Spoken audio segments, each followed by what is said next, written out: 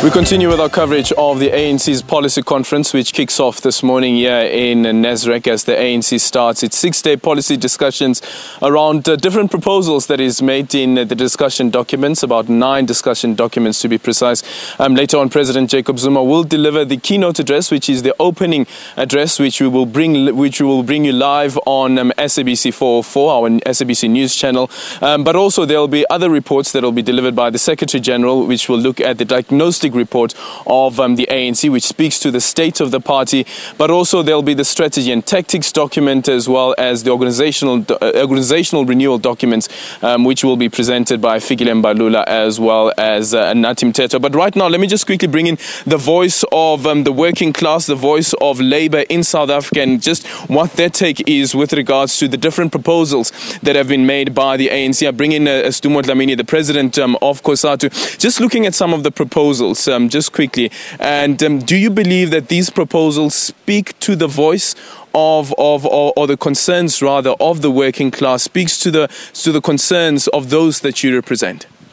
Thank you very much, Adrian. Look, we are here because we believe, one, on the very, very critical importance of this policy conference of the African National Congress, because for a while we've been crying foul that we believe the policy trajectory, particularly with the economic policies, we have not been able to change course in the country.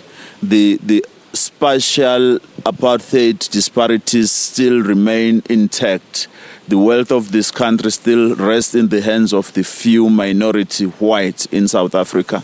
So as workers who are experiencing and feeling the pain of unemployment, inequality and poverty, we looked into this conference as a very important departure point from that situation to a new chapter where we hope the ANC-led alliance is going to look into the economic situation of our country and drum up new policies that will talk to this radical socio-economic transformation, because transformation will require a departure from point A to a new point B going forward.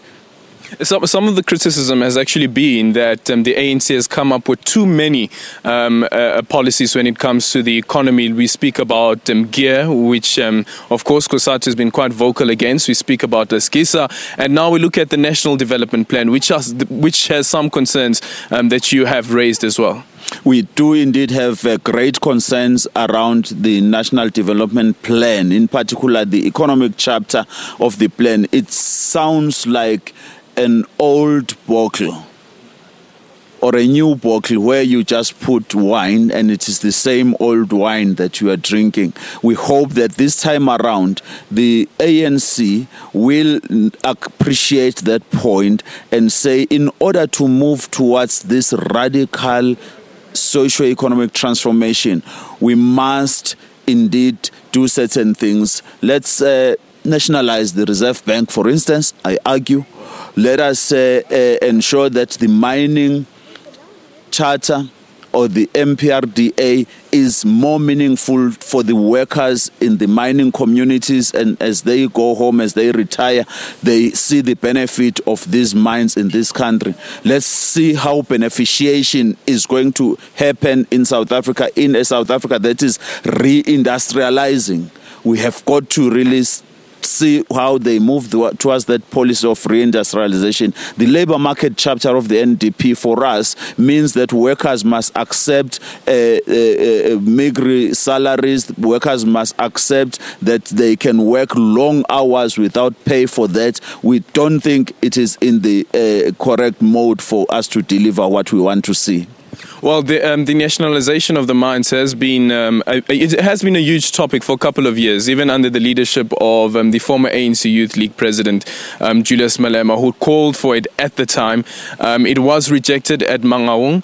Now the Cosatu is saying that let's revisit this. But quite interestingly, though, is that your call for it to be revisited, it also coincides with the call, or the remedial action rather, of the current public protector, Busisi Mosiwe Mkhwebane, who speaks about the mandate of the Reserve Bank, saying that it must change from protecting the currency, but also look into how South Africans benefit from the role of the Reserve Bank.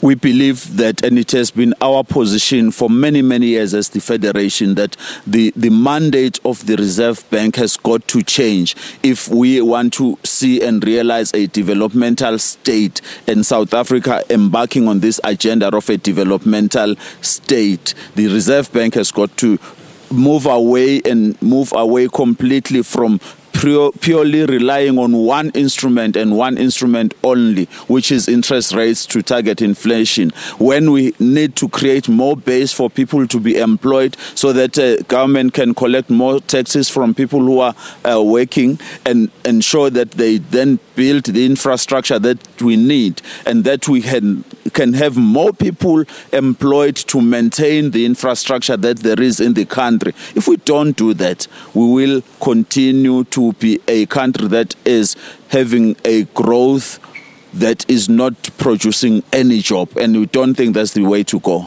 And I guess that has been some of the criticism that the country has faced, that even during Thabo Mbeki's time that you had the highest growth at the time, but unfortunately there was no unemployment.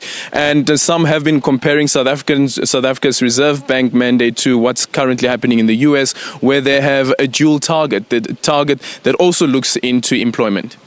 Indeed, we have called it in Cosatu. It's like an ivory tower, or it's an Irish coffee. Let it grow this economy. And that's what South Africa has been doing until now, that we are stuck in a recession right now. It has been a jobless growth. It's not the way to go.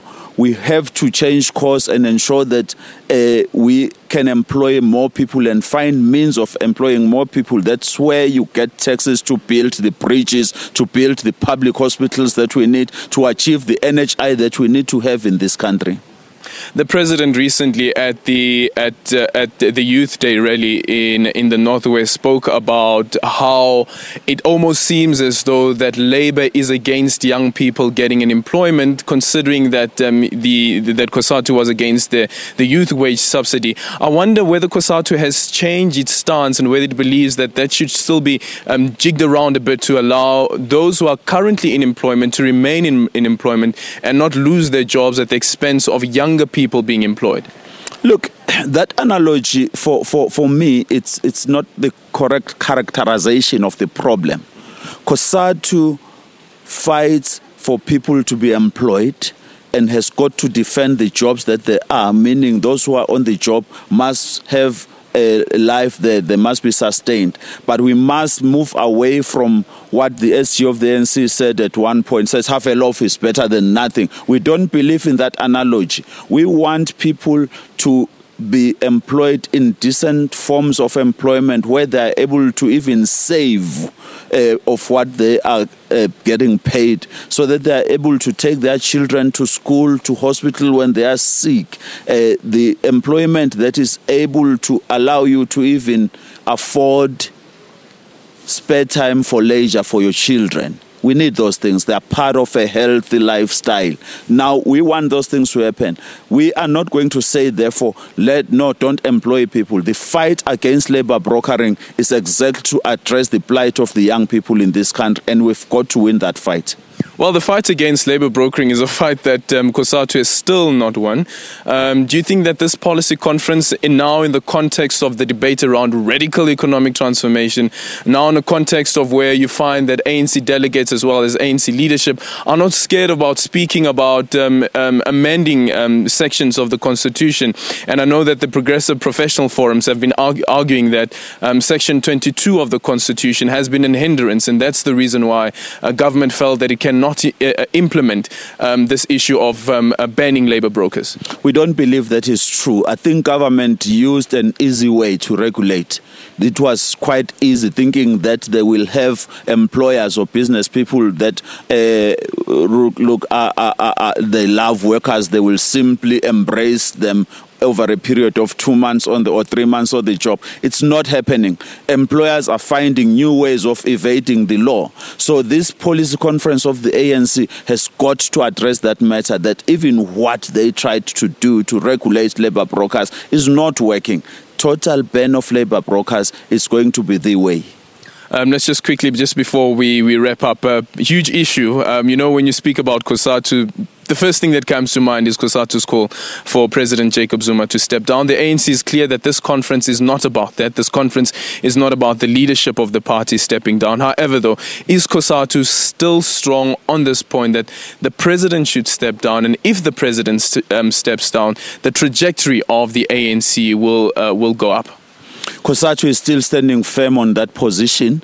There are meetings that we are arranging with the African National Congress where we are going to put this matter of the Federation Cosatu. So we're remaining there, but we are here today. We'll not be raising that issue here. We are here to raise the the policy issues that we think matters to the workers of this country, and that the leadership has got to unite. It's got to unite the alliance and get us moving forward out of the situation where we are. And I believe we can achieve that. The attitude has got to be tuned towards achieving that unity. Who should take responsibility for the state of the party that it finds itself in currently, and the state of the alliance? You're talking to me as president of the Federation Cosatu, which is an organization in an alliance with the African National Congress, the SACP, SANCO, and the broader mass democratic movement. We can point fingers at each other and say it is the ANC that is derailing the revolution, but fact still remains. We're all in this. We've got to ensure that we're critical of each other.